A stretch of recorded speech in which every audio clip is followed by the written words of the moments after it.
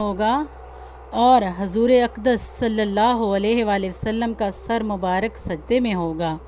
तो अल्लाह रब्बुल इज़्ज़त फरमाएगा, महबूब एक वारी सजदे विचों सर उठाओ, एक वारी सजदे विचों सर उठाओ ते अपना रुख अनवर विखाओ ते मुख दिखलाई दी वेल विच अपनी उम्मत छुड़ाओ।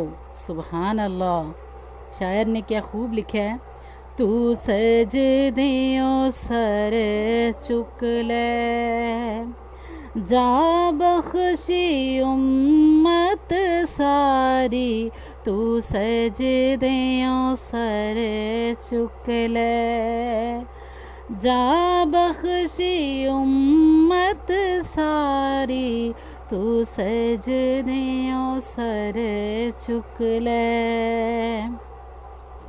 हर कोई तैनू लभदा फिरदा, सबनू तेरियां लोड़ां, हर कोई तेरा वास्ता पावे, खाली किसनू मोड़ा, खाली किसनू मोड़ा, जे मन्ना ना मैं तेरा वास्ता, जे मन्ना ना मैं तेरा वास्ता, लोकी कहणगे ऐवें यारी, जे मन्ना ना मैं तेरा वास्ता, लोकी कहणगे ऐवें यारी।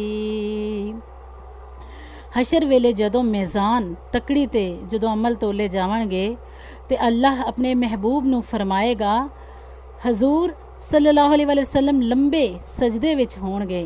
अल्लाह फरमाएगा, अज मीज़ान ते आप खलो जा, कहंदा यार नू अल्लाह, अज मीज़ान ते आप खलो जा, कहंदा यार नू अल्लाह,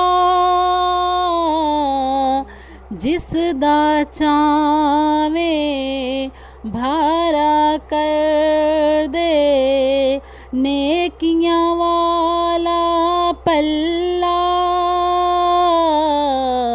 नेकियां वाला पल्ला, तू मर्जियां कर सोनिया, तू मर्जियां कर सोनिया, पल्ला हौला रख या भारी, तू मर्जियां कर सोनिया। कल भी हाकिम तू से ढोला, अज भी हाकिम तू है, कल भी हाकिम तू से ढोला, अज भी हाकिम तू है, कल भी हर शे तू वंडी सी, अज भी कासिम तू है,